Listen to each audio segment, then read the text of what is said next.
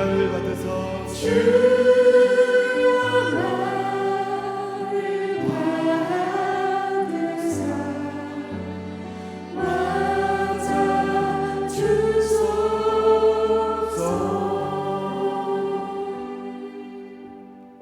저희가 매일 이 성전에 들어오고 나가면서 저희가 정말 집에 왔다는 생각이 들어보신 적이 몇 번 있으십니까? 오늘 이 시간 저희들의 모든 것을 하나님 앞에 내려놓으시고, 하나님, 저희들이 두 손 모두 들고 주님 앞에 나왔습니다. 주님의 집에 나왔습니다. 주님께서 그 크신 팔로 저희를 안아주십시오. 다 내리면서 우리 이 시간 잠시 한 목소리로 회개의 기도를 드리며 나갑시다. 다 같이 기도하시겠습니다. 할렐루야. 사랑이 많으신 하나님 아버지, 감사합니다. 나 주를 멀리 떠났다가 이제 왔습니다. 하나님, 저희들이 주님을 그렇게 멀리 떠날 줄 몰랐는데 하나님의 말씀을 듣고 깨달으며 내가 너무 주님을 멀리 떠났다는 시간 고백합니다. 하나님, 저희들 모든 세상에 눈치 버리고 체면 버리고 주님 앞에 나아가길 소원할 때에 먼저 저희들의 하나님, 나 주님 받아 주시옵소서. 저희들 두 손 높이 들고 주님 앞에 나가기를 원합니다. 모든 것을 주님 앞에 항복하며 나아가기를 원합니다. 하나님, 주님 맞아 주시옵소서. 이 집에 주님 왔습니다. 하나님, 주님, 저희들이 주님의 집에 이 시간 나왔습니다. 아버지, 죄인 받아 주시옵소서. 아버지의 말씀을 통하여서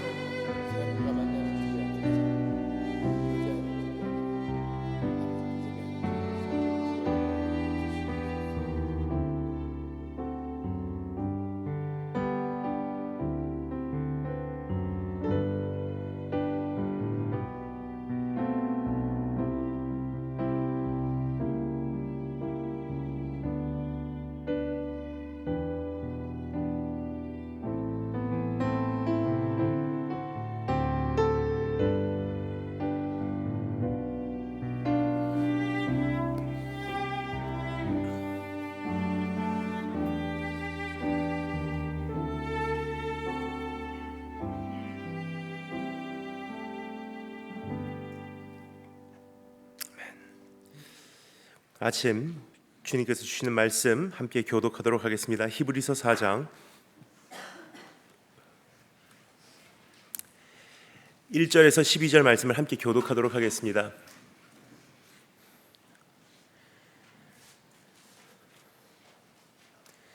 히브리서 4장 1절에서 12절 말씀을 함께 교독하도록 하겠습니다. 1절 말씀을 제가 먼저 읽겠습니다.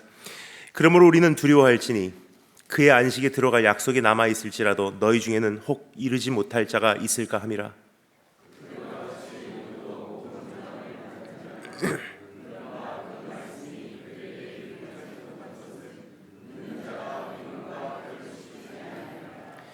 이는 믿는 우리들은 저 안식에 들어가는도다. 그가 말씀하신 바와 같으니 내가 노하여 맹세한 바와 같이 그들이 내 안식에 들어오지 못하리라 하셨다 하였으니 세상을 창조할 때부터 그 일이 이루어졌느니라.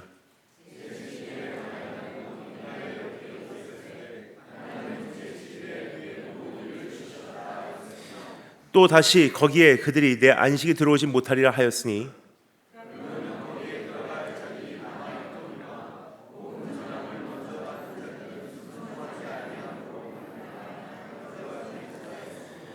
오랜 후에 다윗의 글에 다시 어느 날을 정하여 오늘이라고 미리 이같이 일렀으되 오늘 너희가 그의 음성을 듣거든 너희 마음을 완고하게 하지 말라 하였나니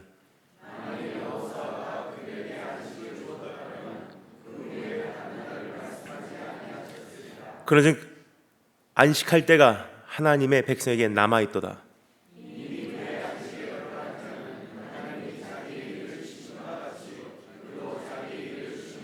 그러므로 우리가 저 안식에 들어가기를 힘쓸지니 이는 누구든지 저 순종하지 아니하는 본에 빠지지 않게 하려 함이라.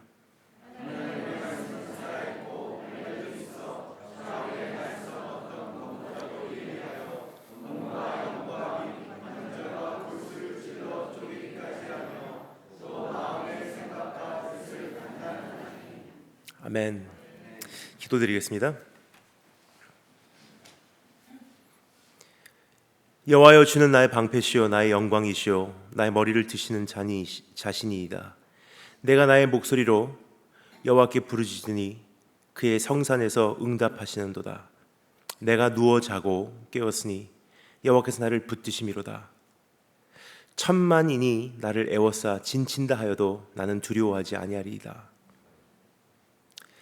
주님, 이 아침에도 단잠에서 우리를 깨워주시사 주님께서 여전히 다스리시고 계신 우리의 인생으로 다시 한번 눈뜨게 하심을 감사드립니다. 험한 세상, 악한 시대 홀로 보내지 아니하시고 어제와 동일하게 우리와 함께 하신다는 주님의 약속 믿고 오늘 다시 한번 이 하루를 안식으로 시작하게 해주시기를 소망합니다. 예수 그리스도의 보혈로 우리를 덮어주시고 주 성령님 오늘 이 가운데 함께 계셔서 우리에게 말씀해 주시기를 소망합니다. 지금부터 시간을 주님 손에 이탁하며 살아계신 주 예수 그리스도 이름으로 기도합니다. 지금 기도 전에 읽어드린 시편 3편 말씀에 의하면 시편 저자는 원수의 진 앞에서 단잠을 잘 수 있었음을 알 수가 있습니다. 내가 누워 자고 깨었으니 주께서 나를 붙드심이로다. 천만인이 애워싸 진친다 할지라도 나는 두려워하지 아니하리로다. 전쟁터라는 현실은 어떻게 보면 우리의 삶의 현실과 흡사하지 않나 생각이 됩니다. 끊임없는 경쟁과 충돌과 전투가 이어지는 무대이기 때문입니다. 그러한 일상 속에서 여러분께서는 숙면을 취하고 계신지요? 내가 정말로 신앙을 소유하고 있는지를 알 수 있는 한 가지 베로메터가 바로 이것이 아닌가 생각이 됩니다. 아무리 주님을 신뢰한다고 해도요, 불안감 때문에, 걱정 때문에, 상처 때문에 혹은 쉴지를 모르는 나의 심정 때문에 내가 단잠을 이루지 못한다는 것은 오늘 이 말씀이 우리에게 경고한 바와 같이 그 복음이 내 삶과 결부되지 않았다는 결론밖에 나오지 않습니다. 전쟁터와 같은 삶의 현장에서 나는 단잠을 이루고 있는가? 신앙을 가지고 있다는 말을 아무리 잘 할 수 있어도 걱정, 근심, 불안으로 인해 단잠을 이루지 못한다면 그것은 내 삶에 어떠한 실질적인 영향력도 발휘하지 못하는 죽은 믿음이라고 할 수 있을 것입니다. 즉 오늘의 상황과 내 안의 믿음을 결부시키지 못했다는 증거입니다. 그래서 오래전에 불렀던 한 곡의 노래가 기억이 납니다. 같은 원리이기 때문입니다. 우리 대한민국 사나이라면 한 번쯤은 부르고 다 잘 아시는 곡입니다. 사나이로 태어나서 할 일도 많다만 너와 나 나라 지키는 영광에 살았다. 전투와 전투 속에 맺어진 전우여, 부모 형제 나를 믿고 부모 형제 나를 믿기에 단잠을 이룬다.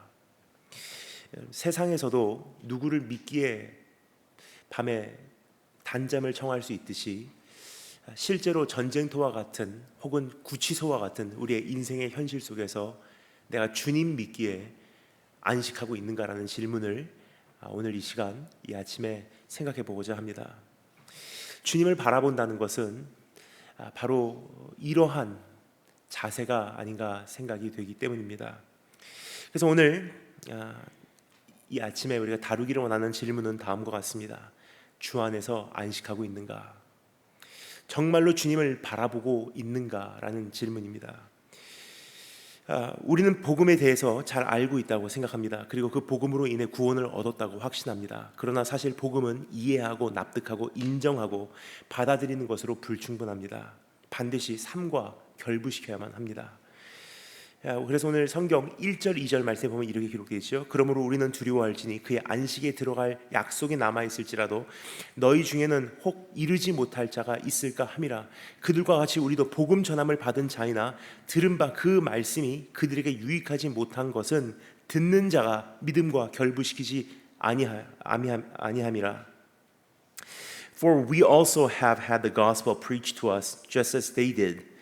But the message they heard was no value to them because those who heard did not combine it with faith.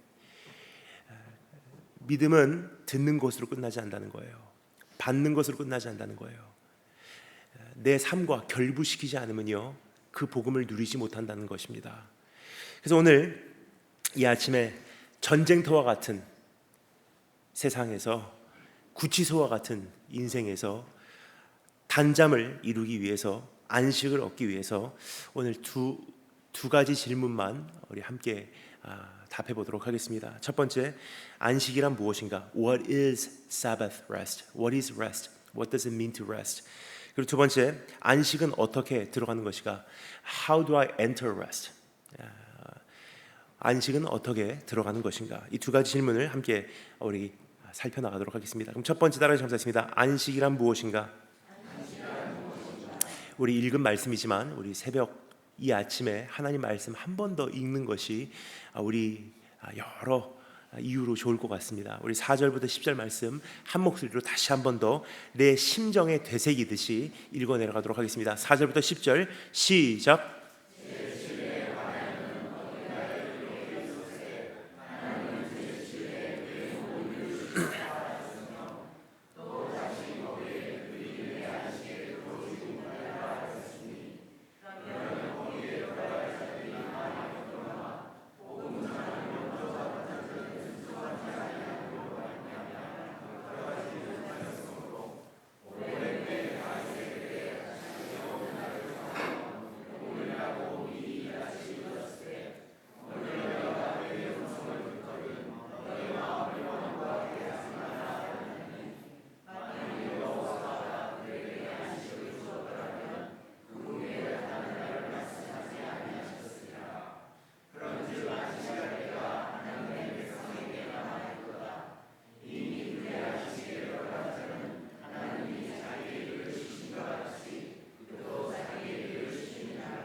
아멘. 지금 이 말씀이 우리에게 전해주고자 하는 한 편의 그림이 있습니다. 그것은 구치소에서 재판을 기다리고 있는 한 사람의 모습이 아닌가 생각이 듭니다. 인생이라고 하는 오랫동안 진행되어 가는 날카로운 정죄와 자신의 비판, 그것을 향한 자기 변론과 변명, 그리고 재판 결과를 향한 조바심과 불안감이 잘 전해지고 있는 말씀이 아닌가 생각이 듭니다. 이렇게 신앙생활 한다고 우리가 몸부림치며 가지만 결국 마지막 날 안식에 들어갈 수 있는가라는 질문이에요. 우리의 인생이 바로 그러한 현장이라 생각합니다. 세상살이 한다는 것은 나를 누르고 앞서 달려가려고 하는 사람들과의 끊임없는 투쟁이요, 그 안에서 자기 자신을 증명하려고 하는 몸부림침이요, 그리고 나의 인생에 대한 마지막 정의는 결국 어떻게 판결이 날 것인가라는 불안감을 가지고 내 자신을 증명하기 위해 살아가는 우리의 발걸음이 아닌가 생각이 됩니다. 12년 동안의 내 고등학교까지의 생활은 어떻게 대학으로 판가름이 날 것인가? 지난 4년 동안의 대학 생활은 단번에 그것이 평가되는 취업으로 어떻게 판가름이 날 것인가? 그토록 기다려왔던 건강, 조직 혹은 정밀 검사의 최종 결과는 어떻게 나올 것인가? 혹은 한평생을 살아간 후 나의 인생은 무슨 의미가 있을 것인가? 내 인생은 결국 유죄 판결이 날 것인가, 무죄 판결이 날 것인가? 내 인생은 결국 성공인가, 실패인가? 내 형은 결국 뭐라고 선고받을 것인가? 이와 같은 질문들을 가지고 우리가 한평생 씨름하고 살아가고 있잖아 생각이 됩니다. 그래서 밤에 잠이 안 와요. 그래서 내 심정은 쉴 줄을 모릅니다. 심지어 방학을 하고 학교를 가지 않는다 해도요, 혹은 직장을 쉬고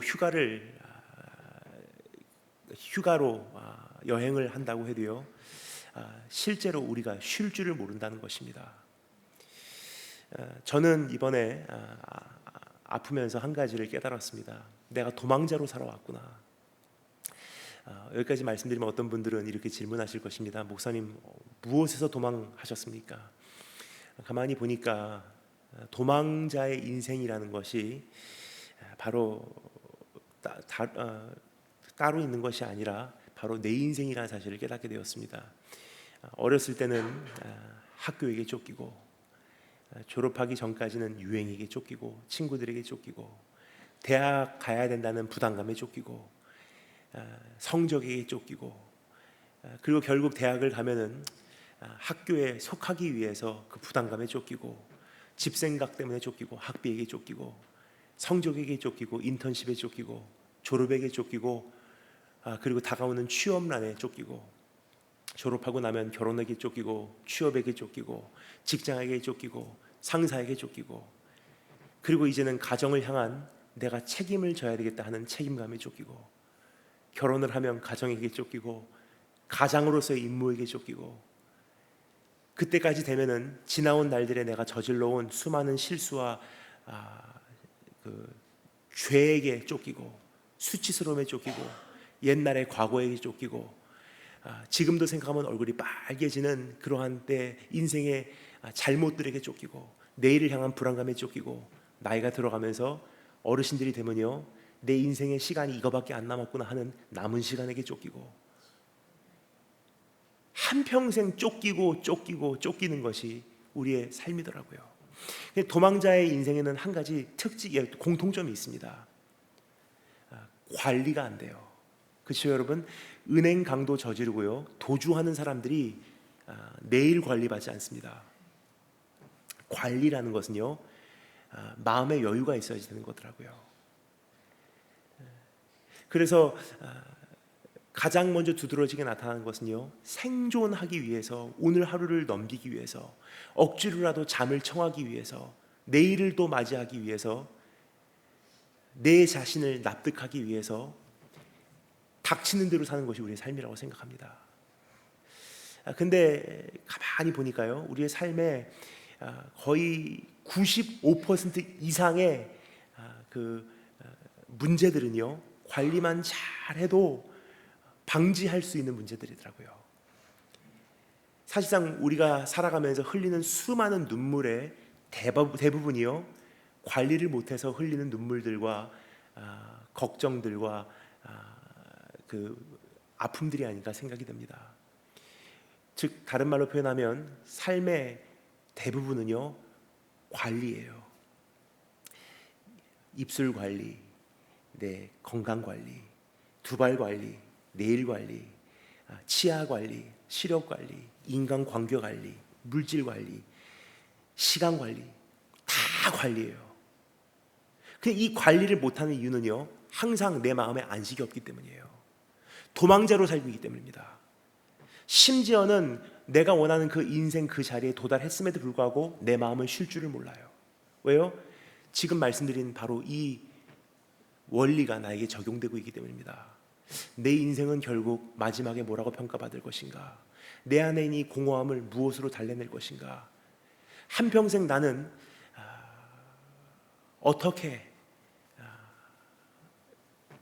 평가받을 것인가? 라는 질문들이 있기 때문입니다. 즉 인생은 마치 구치소에서 재판 결과를 기다리는 심정으로 과정을 살아내는 여정이 아닌가 생각이 됩니다.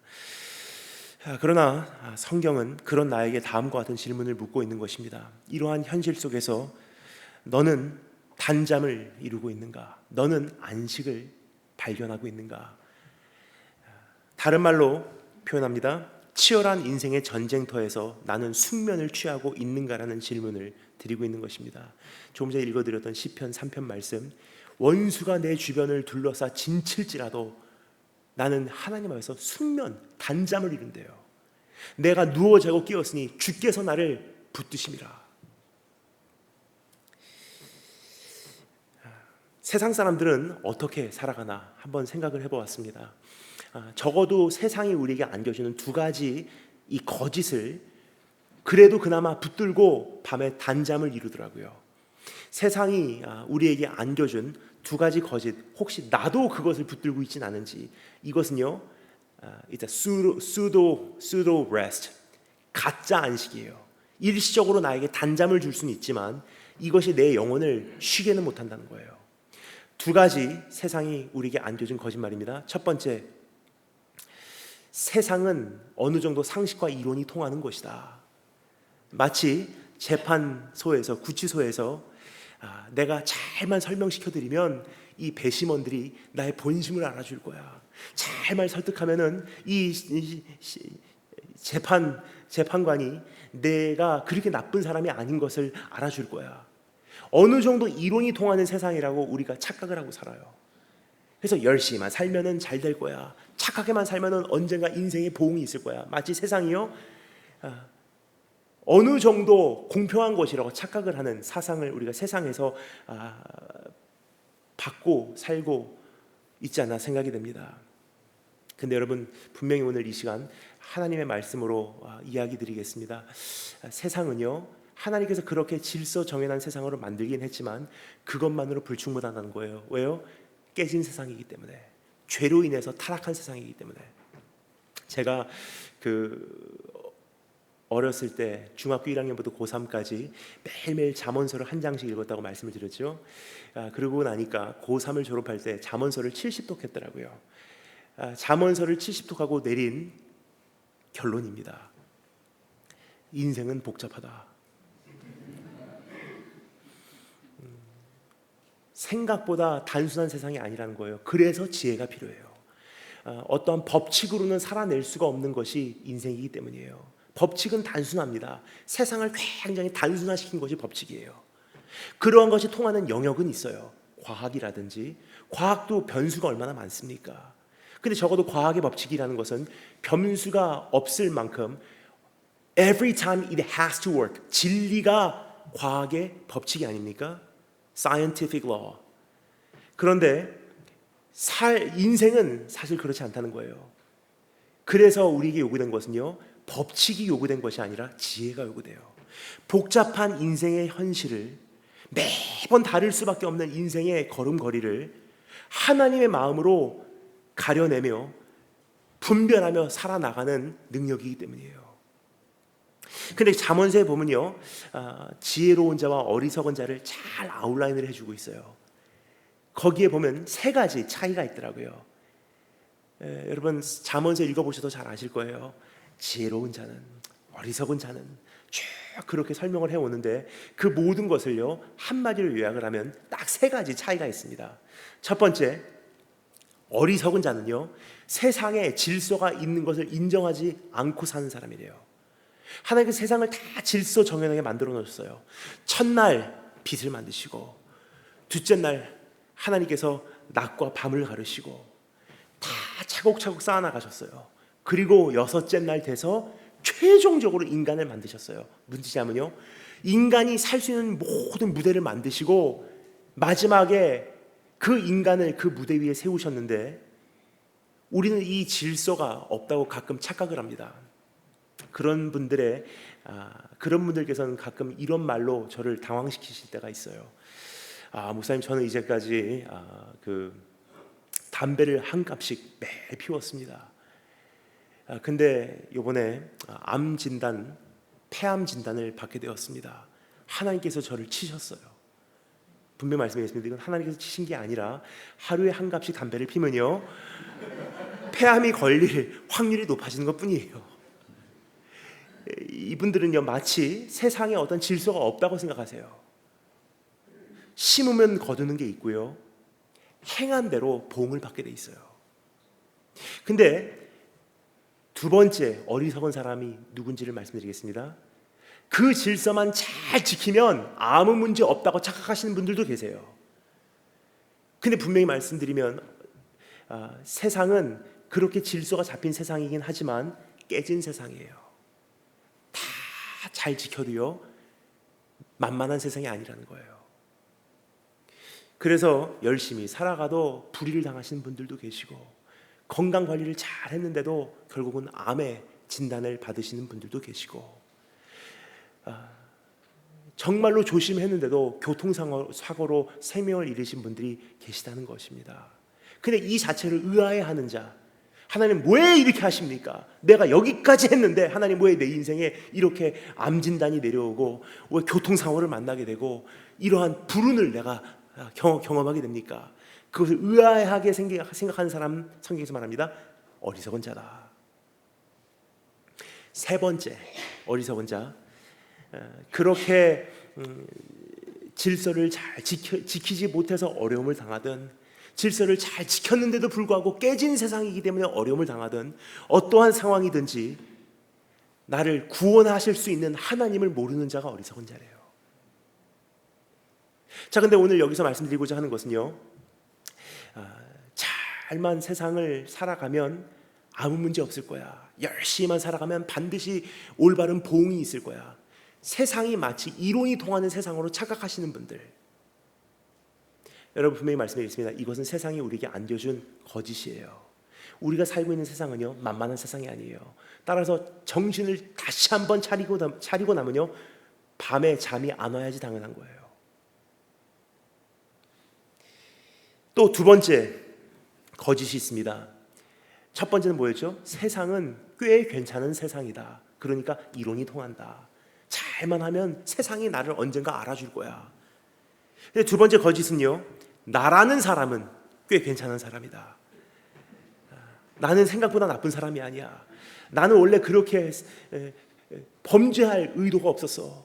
근데 상황이 상황인지라 내 남편 때문에, 내 아내 때문에, 내 교회 때문에, 이 사회 때문에, 내 자녀 때문에, 우리 아빠 때문에, 우리 엄마 때문에, 우리 학교 때문에, 우리 전사님 때문에 참 별의별 이유를 다 달아가며 내 자신은 그래도 나쁜 사람이 아니야 하고 내 자신을 납득하고 밤에 잠을 청하는 분들이 가끔 계십니다. 근데 분명히 말씀드리겠습니다. 언젠가는요, 내가 내 자신을 감당할 수 있는 그 납득의 틀 밖에 있는 죄를 저지르는 순간 그분들은 목매다는 경우가 참 많아요. 내 자신이 내 자신을 용납하지 못하는 그 시점이 반드시 온다는 거예요. 이러한 메시지는 우리에게 순간적인 안식과 흥분은 허락합니다. 그러나 이것은 절대로 복음은 아닙니다. 이러한 거짓말을 혹시 내가 믿고 있지 않은가? 이러한 거짓말을 우리가 믿고 살다가 어느 날 정신을 차리게 되는 순간 우리는 참 많이 어려워해요. 세상은 내가 생각했던 것만큼 상식과 이론이 통하는 것이 아니고, 나라는 존재는 내가 생각했던 것보다 악한 존재라는 사실을 깨닫게 되는 순간 많은 분들이 그 인생의 현장에서 일어나시지를 못하더라고요. 사실 이러한 현실을 우리가 잠재적으로는 다 알고 느끼고 살고 있습니다. 그래서 무기력하고 불안에 떨며 힘겹게 살아가고 있는 것이 아닌가 생각이 됩니다. 결과적으로 운동을 과하게 하든지 알코올을 섭취하든지 몸이 탈진하든지 쓰러질 때까지 분주하게 즐기든지 혹은 약을 복용해서라도 우리는 육신의 잠을 청하는 것이 우리의 현실이 아닌가 생각이 됩니다. 그러나 이것은 성경이 말하고 있는 안식, 쉼은 아님을 오늘 이 아침에 여러분께 말씀을 드리고 싶습니다. 시편 23편 어제 말씀드렸는데 저는 그 시편을 가장 좋아해요. 시편 23편에 보면 이런 표현이 있죠. 여호와께서 나의 영혼을 소생케 하신도다. 근데 여기서 말하는 He restores my soul, 그 restoration이라는 단어는 무슨 뜻이냐면요, 의학 용어입니다. 근데 사람 몸이요 굉장히 잘 만들어졌더라고요. 그 어떠한 약을 복용하는 단계에 가기 전에, 훨씬 전에 사람 몸은 자기의 몸이 어디가 아픈지를 감지를 어느 정도 하는 것 같아요. 그래서 사람이 밤에 자는 사이에 자기 몸을 보수하기 위한, 자기 몸을 소생케 하기 위한 to restore our souls, to restore our own bodies, 자기 몸을 보수하기 위해서 그 회복 호르몬을 배출해내는 것 같습니다. 자기 몸이 자기 몸을 다 repairing, 고치기 시작해요. 잠잘 때. 근데 잠을 안 자잖아요. 즉각적으로 나타나는 현상, 이게 쌓이게 되면요, 탈모가 시작되고요, 치아 문제가 시작되고요, 시력이 떨어지고요, immune system goes down, 면역이 떨어지고요, 결국은 건강에 어려움을 겪게 되더라고요. 근데 여기서 시편 저자가 말하고 있는 것은 무엇입니까? 그렇게 우리의 육신이 소생케 되듯이 우리가 쉼을 모르면요, 결국 내 영혼은 보기에는 건장하게 보여요. 그런데요, 면역력이 떨어지기 시작하는 거예요. 그래서 어떻게 되죠? 말도 안 되는 대한민국 과천에 예수님께서 재림하신다 하는 잘못된 신천지라는 바이러스가 조금만 투입을 해도요, 가차없이 무너져 내리는 거예요. 마음의 공허함, I want to be somebody. 내 인생은 무의미하지 않아. 계속 설레는 그 마음을 가지고 이 공허함 채우기 위해서 봉사하고 공허함 채우기 위해서 단기 선교행 가고 난 내 인생은 그렇게 무의미하잖아. 나는 그래도 값진 인생을 살아가고 있어. 그거 채우기 위해서 봉사하고 헌신하고 그렇게 하다 보니까 something that makes me feel like somebody. 내 인생이 무의미하지 않게 느껴지게 하는 어떠한 잘못된 가르침 하나만 딱 들어와도요 가차없이 무너지는 거예요. 신천지라는 이 문제는요 많은 분들이 그 교회의 대적으로 삼고 있지만 제가 보기에는 교리는 사실 말도 안 되는 교리예요. 그 누구도요 제정신이라면 받아들일 교리가 아니라는 거예요. 단지 이것을 왜 받아들이냐, 교리 문제가 아니라 내가 그걸 받아들일 수밖에 없게 면역이 떨어져 있었던 거예요. 여러분, 그래서 우리 다시 한번 하나님 앞에 오늘 귀를 기울이기를 원하는 것은요, 내 영혼이 정말로 안식하고 있는가? 공허함이 내 영혼 평안해. 내 안에 무의미함이 안정이 되고 인생을 향한 목마름이 안정이 되고. 어떤 분들은 안식일을 지키면 안식한다고 생각을 하세요. 근데 여러분 정말 그렇습니까? 안식일에 우리가 안식하지 못해요. 주일날 우리가 참된 안식을 경험하지 못해서 제일 손해를 보고 있는 것이 월요일이에요. 사람들이 월요일날 사람들이 월요일에 대해서 이런 이름을 붙여줬어요. 지금 한국에서 유행하는 단어입니다. 헬요일이라 그래요. 월요일날 출근하기 싫은데 그 정신없는 아침을 뚫고서 또 출근해야 되는 그들이 월요일을 부르는 이름 헬요일, 지옥과 같은 요일이라는 뜻입니다. 근데 월요일날 출근하잖아요. 사실 회사 쪽에서 손해를 많이 보세요. 성도들 때문에. 주일날 쉬어야 되는데 그 참된 안식을 얻지 못하고 월요일날 출근하면요, 일반인들보다도 쉼이 없이 출근을 하니까 참 회사 쪽에서 오히려 손해를 보고 있지 않나 생각이 됩니다. 근데 여러분, 쉼이라는 것은 어떻게 얻는 것인가? 휴가 갔다 오시면 정말로 쉬셨어요? 방학하면 정말로 쉬십니까? 학교 안 가고 직장 안 가면 정말로 쉬십니까? 아니잖아요. 우리는 그 주의를 지키면 쉬는 줄 알고 있어요. 근데 오늘 뭐라고 말하죠? 쉼은요, 정말로 그들이 쉬었다면 또 다른 날을 그들에게 말하지 아니하였을 거래요. 오늘 본 말씀의 내용이에요. 그들이 정말로 그것으로 안식을 얻었더라면 또 다른 날을 지정해서 우리에게 말하지 아니하였으리라 그래요. 즉 그것으로 안식이 완성되지 않는다는 거예요. 그럼 참된 안식은 무엇이냐? 어떠한 요일도 아니고요, 요일이기 전에 본질이 있는 거예요. 그럼 참된 안식은 무엇인가? 오늘 이 말씀에 보면 이렇게 기록되어 있습니다. 4절 말씀, 제7일에 관하여는 어딘가 이렇게 일렀으되 하나님은 제7일에 그의 모든 일을 쉬었다 함과 같으니라. 하나님께서 일을 쉬신 날이에요. 근데 여기서 질문입니다. 하나님께서 일을 쉬셨다는 것은요, 육체적 쉼이 필요해서 쉬셨을까요? 아니에요. 성경에 보면요, 하나님은 졸지도 아니하시고 주무시지도 아니하신 분이세요. 그럼 하나님께서 왜 쉬셨나 궁금하지 않으세요? 시간 관계상 제가 딱 한 가지 예로 설명을 드리겠습니다. 저 어렸을 때 꿈이 있었습니다.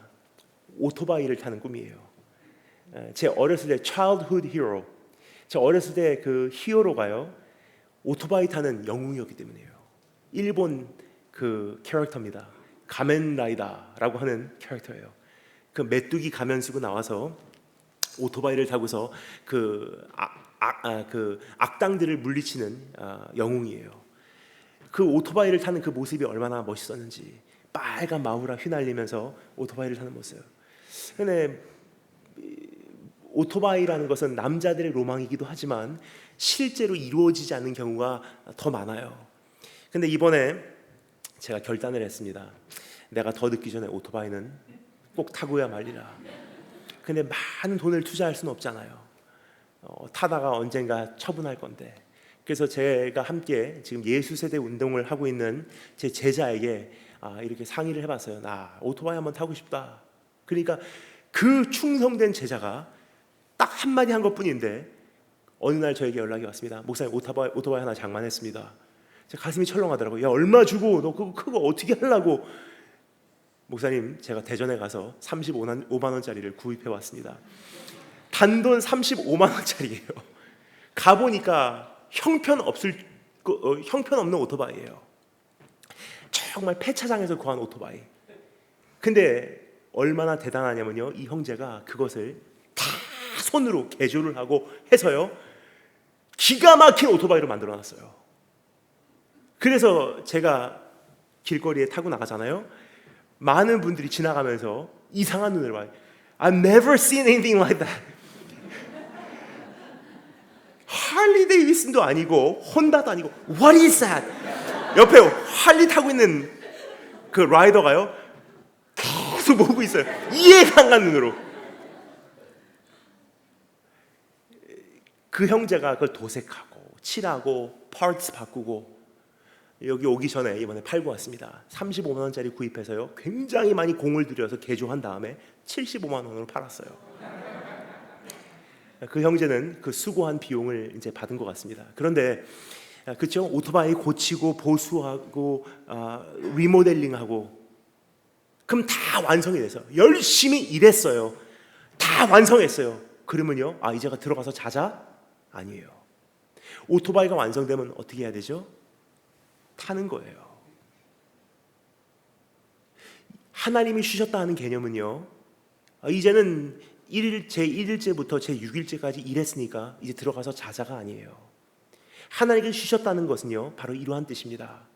제1일째부터 제6일째까지 참 보기에 좋다, 보기에 좋다. 야, 또 완성했구나, 또 완성했구나. 그리고 제6일째 더 이상 손댈 데가 없다. 보기에 심히 좋았더라. 다 이루었다. 성경에 이렇게 기록되어 있습니다. 하나님께서 하시는 일을 다 이루심에 보기에 심히 좋았더라.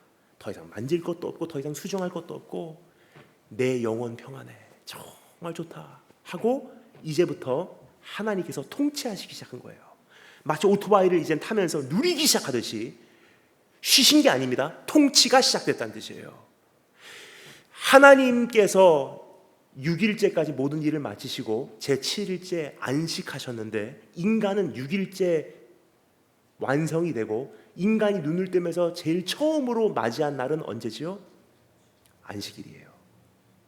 그럼 인간이 일하는 것과 하나님께서 일하시는 그 원동력이 다르다는 거예요. 하나님은 일을 이루시기 위해서 일하시고 제7일째 쉬시는 분이시지만 인간은 하나님께서 다 이루신 것을 채우고 그래서 관리하는 것이 인간의 역할입니다.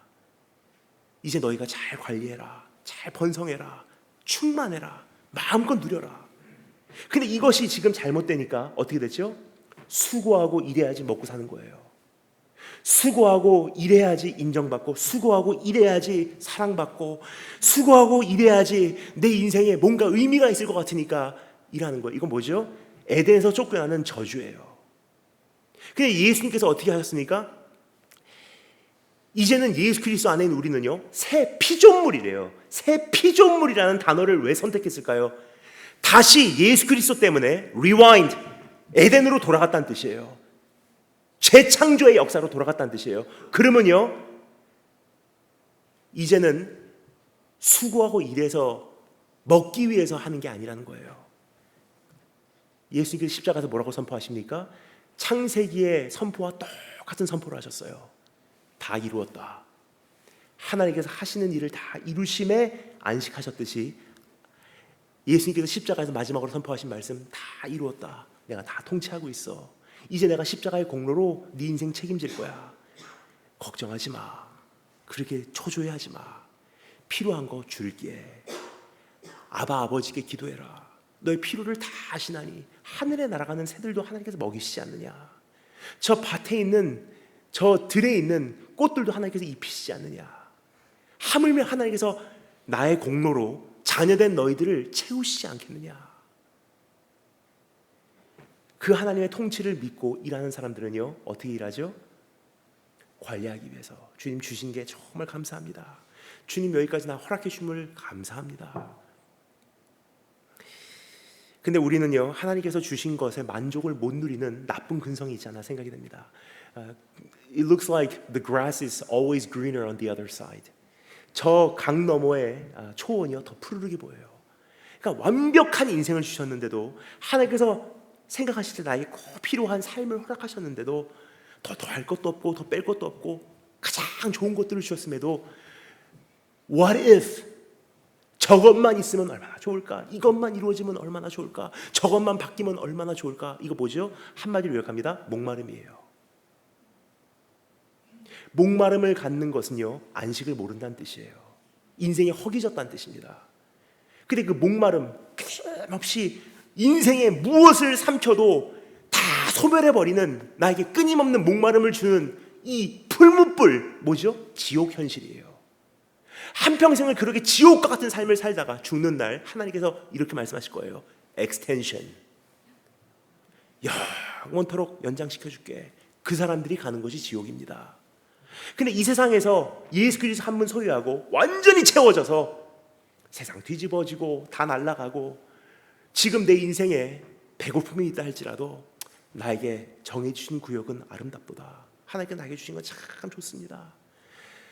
그것으로 만족합니다. 또 주실 것이고 필요하면 또 베풀 것이고 하나님께서 또 채울 것이니 내게 부족함이 없으리로다 하고, 지옥과 같은 현실 속에서 이미 천국을 누리고 있다면요, 그 사람이 죽는 날 주님께서 말씀하실 것입니다. Extension. 영원토록 연장시켜줄게. 그 비밀을 알았던 한 분이 이런 노래를 부릅니다. 초막이나 궁궐이나 주 예수 모신 곳이 그 어디나 하늘나라예요. 근데 저 자신을 포함해서 말씀드리겠습니다. 참 연약하고 어리석어요. 주님께서 나에게 주신 것이 가장 좋은 곳인데 그것을 누릴 줄을 모르는 내 안에 지옥 풀무불이 있더라고요. 저에게 하나님께서 주신 한 가지 참 좋은 특권이 있어요. 외로움이에요. 혼자 있는 시간이에요. 최근에 불렀던 노래가 한 곡 기억납니다. Showman's Life라고 하는 컨트리송입니다. 여러분 컨트리송 안 들으시죠? 저는 미국 남부 쪽에서 학교를 다녔기 때문에 제가 좋아하는 자동차, 픽업 트럭, 자동차면요 항상 키는 게 컨트리 스테이션이에요. 그러니까 저희 여동생이 제 차 타는 걸 굉장히 싫어합니다. 칵 끊어버려요. You don't touch my radio 하고 하고 다시 키고, 이제 전 컨트리송을 굉장히 좋아해요. 근데 컨트리송 중에서 Showman's Life라는 그 노래가 있는데요. It goes something like this. 이런 가사입니다. Nobody has told me. Showman, 무대 위에 오르는 사람. 항상 인기가 있을 것 같고 명예가 있을 것 같고 돈이 있을 것 같고, 이제 그 사람의 말로는 아름다운 아가씨들이 주변에 있을 것 같대요. 근데 Nobody told me this part. 누구도 이야기해주지 않은 부분이 있다는 거예요. 외로운 숙소. 이야기하고 싶지만 이야기할 대화할 대상이 없는 그러한 인생. 어떠한 명절도 특별한 날들도 함께 지내지 못하는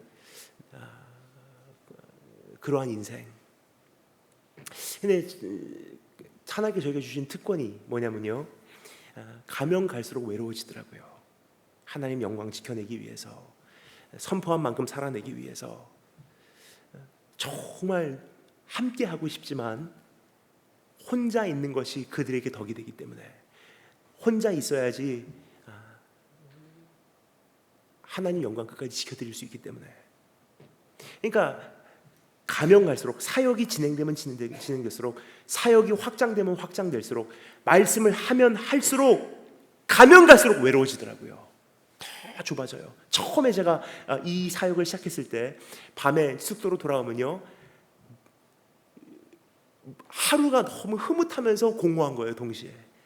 그래서 좀 이게 앞에 맥도날드라도 가서 햄버거라도 먹고, 앞에 있는 아이헙이라도 가서 팬케이크라도 먹고 했는데요, 어느 순간 이런 생각이 들더라고요. 이러다가 또 필요 없는 사람하고 만나게 되고 필요 없는 사람하고 대화하게 되면 큰일 나겠구나.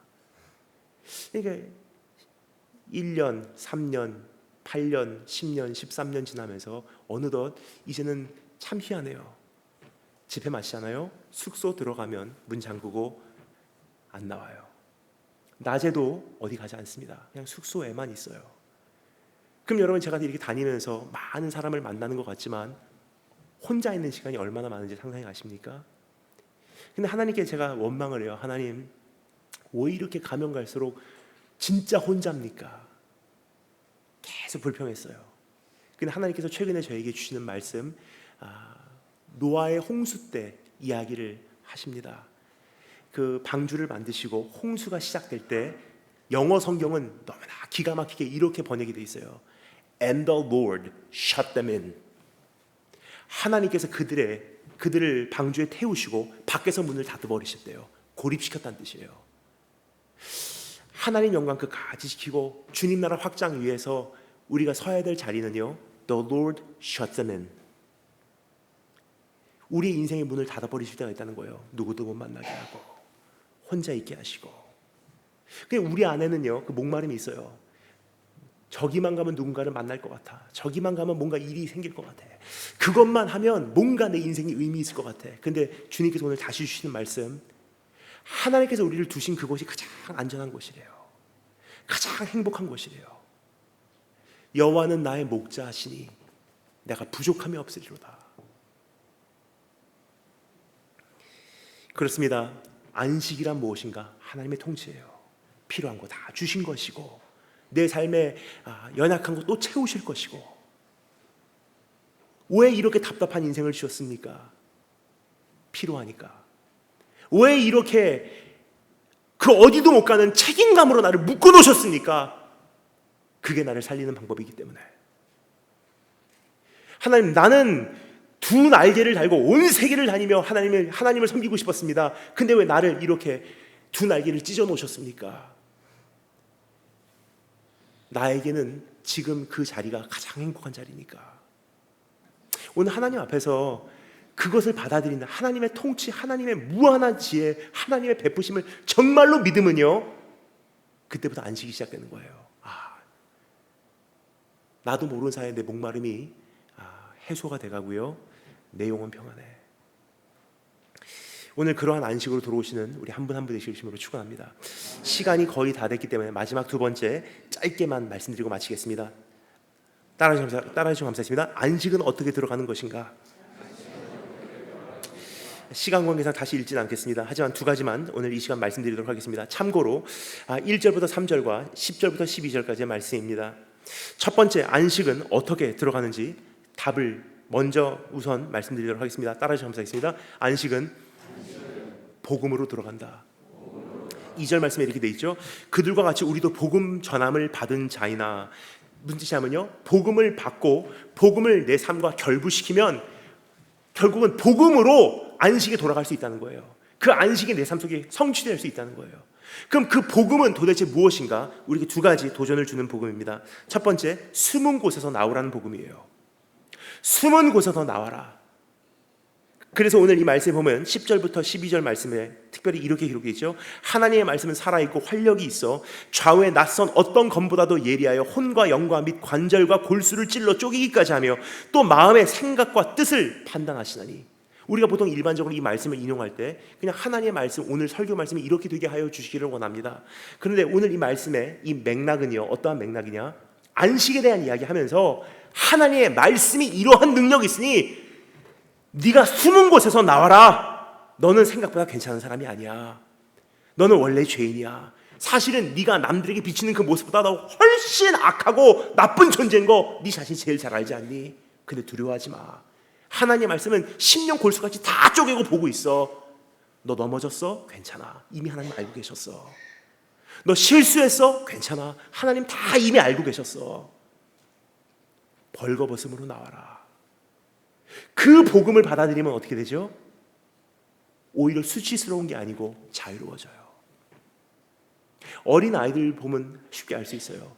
엄마에게 거짓말시키고 숨어있는 아이들은요, 자유함이 없어요. 근데 한 번 엄마에게 따끔하게 혼난 아이들은요, 얼마나 행복하게 뛰어놀면서 잘 노는지. 그러니까 하나님 앞에서 오늘 내가 잘못했습니다. 나 정말 연약한 존재임을 주 앞에 고백합니다. 그래서 조금 전에 불렀던 찬양이 저에겐 참 은혜가 돼요. 내가 그럴듯한 모습이 아니라 내 주여 나 왔으니 내 집으로 돌아갑니다. 나 죄인입니다. 나 연약한 존재입니다. 이게 원래 내 모습입니다. 주 앞에 인정합니다. 그렇게 복음에 반응하면요, 오늘 그토록 잠 못 주무셨던 분들 오늘부터 새로운 단잠의 축복이 있으시기를 소망하며 주님의 이름으로 축원합니다. 두 번째, 복음은 어떻게 받아들이냐? 숨어있는 곳에서 나오는 것이고, 두 번째는요, 나의 일을 중단하는 거예요. 근데 여기서 말하는 일을 중단한다, 10절 말씀, 이미 그의 안식에 들어가는 자는 하나님이 자기의 일을 쉬심과 같이 그도 자기의 일을 쉬느니라 그래요. 안식을 정말로 얻고 싶으면 복음 때문에 일을 쉬라는 거예요. 근데 여기서 말하는 일이라는 것은요, 봉사를 그만해라, 헌신을 그만해라, 직장을 그만둬라는 뜻이 아님을 분명히 말씀드리겠습니다. 오해가 있으시면 큰일 납니다. 다니엘 목사님 부흥에 오셔서 이제 교회 봉사 그만하라고 하셨어요. 안식일이기 때문에 쉬어야 됩니다. 주차장 다른 사람이 안내하게 하시고 나는 일단 여기서 쉬겠습니다. 그러면 이거 큰일 납니다. 근데 여기서 말하는 일을 쉬라는 것은요, 영어 성경의 번역이 더 잘못되어 있어요. 잘 되어 있습니다. They rested from works. 근데 여기서 말하는 works라는 것은요, 봉사도 아니고 사역도 아니고, 여기서 말하는 works라는 것은요, 행위예요, 행위.